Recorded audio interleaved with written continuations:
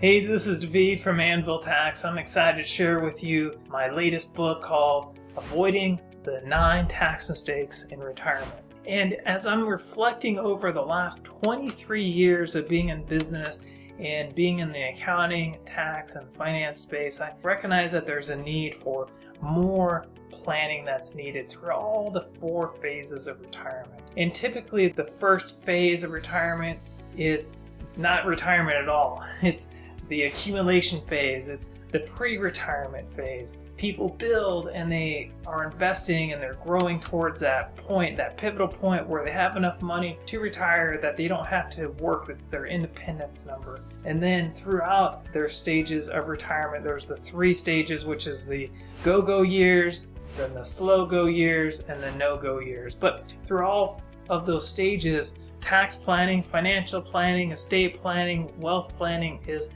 such a crucial part.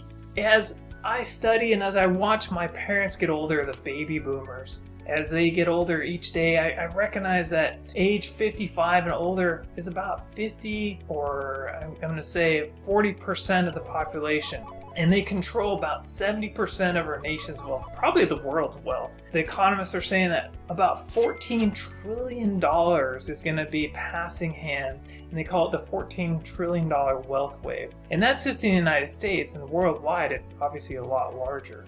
So the baby boomers control the most of the wealth in the United States, and they're one of the largest population, and especially as the boomers go from working and contributing to society, then as they go into full retirement, then they're using the resources and the tax changes. And tax problem is a lot of people are not prepared for the additional issues and more taxes, and people are thrown off guard. They're paying more tax than they should, that they know how to, because in that accumulation phase, taxes are being taken out as you earn the money. But in the distribution phase, you have to do more planning. You have to be more strategic with that. And there's a lot of confusion, and there's a lot of taxes are hidden, and there's like IRMA cliffs, and there's Social Security, and there's all these other things that go along with it, and people kind of stress out about it in retirement. And also some people are worried about outliving their money. And so, like I said, a lot of people are unprepared for this next chapter in their lives through the distribution phase. When I think about taxes, I think about it's any cost that increases with your income, even if it's not explicitly labeled as tax. So if a cost rises along with your income, in my mind, that's a tax, and we want to reduce that to the legal, ethical minimum that we can. In retirement, it's supposed to be a time of relaxation, of fun, of enjoying the golden years. But what happens is when we don't have a plan, that hope becomes hopium, and that's a drug. The inevitable happens.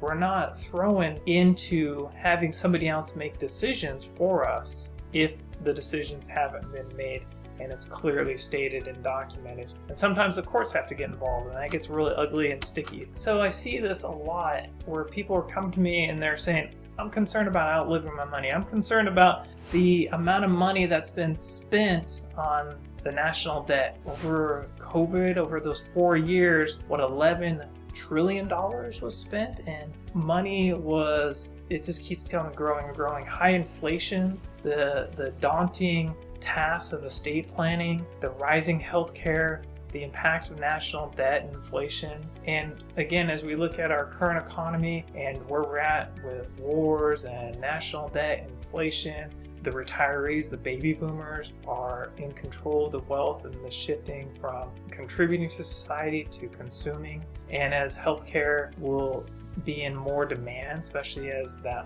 large percent of the population is going to require more healthcare and more needs, it's going to cost. And so this conversation that I have in this book, as I wrote this book, it's a conversation starter. It's a story about Bob and Sally as they go through a difficult time, as they have perils and pitfalls that could have been avoided.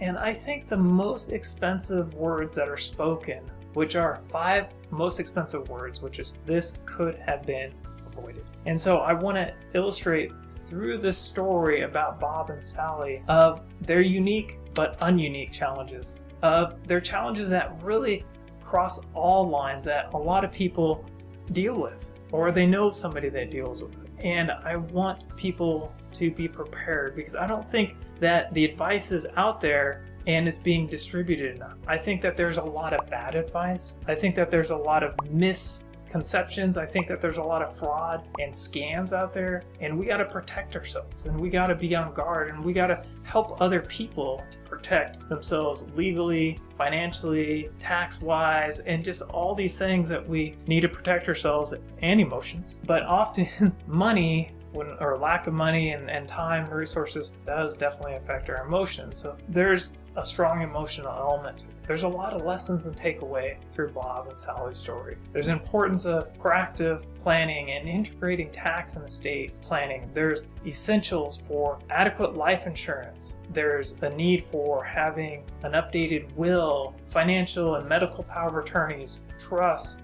succession plans. I hit hard on that because what happens when the next generation takes over and everything that's been built, that it doesn't crumble, that it's not lost, or if it's not documented. Often I see this where somebody might have a crypto account. Where are the keys at to the crypto account? Where's this and where's that? And so the story, Sally learns about what to do after Bob doesn't document.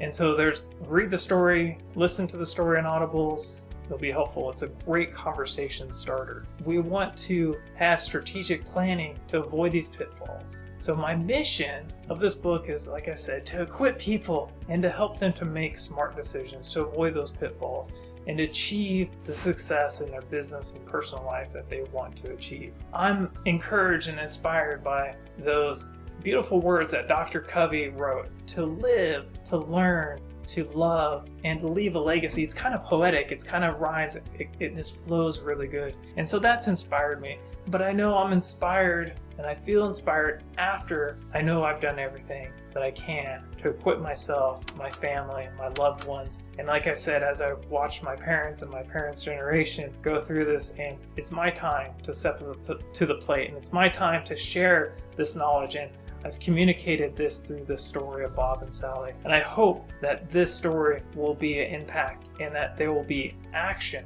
that you will take. Because I believe that to do things right, we got to have a plan. And in order to execute that plan, we've got to create those key success indicators. What are things that we're going to do to achieve those goals and those plans? And then what are the threats? How can we reduce those threats so we can execute those plans and not have those threats take away from those goals that we want to achieve? And then fourth, we want to execute in the right order at the right time to get the right results. And there's a formula. And so doing this the right way the first time, and I love those quotes about, if you want to increase your productivity, if you want to increase your time, if you want to double your time, double your effort, double your energy, stop doing things 2 or 3 or 4 or 5 times. Do it right once. Slow down, sharpen the saw, like Dr. Stephen Covey talks about. Please grab a copy of this book on Amazon and listen to it, read it. It's a conversation starter, or it's meant to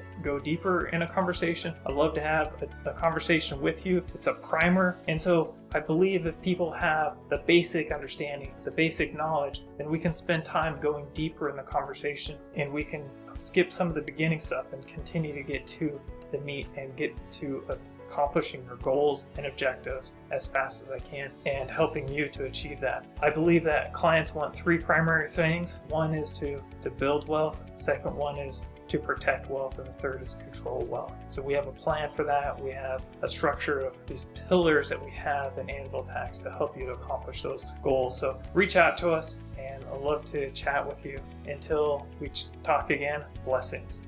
This is David.